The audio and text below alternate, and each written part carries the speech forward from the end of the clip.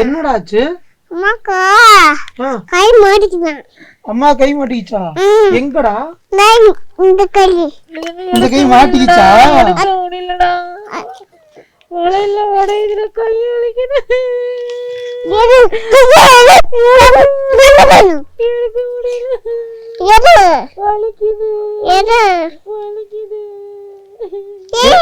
Help பண்ற அம்மாக்கு.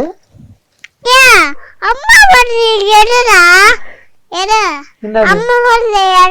நீ முத்தம் போடுறாள் நினைக்க முடியுதுன்னு பார்க்கலாம். வலிக்குது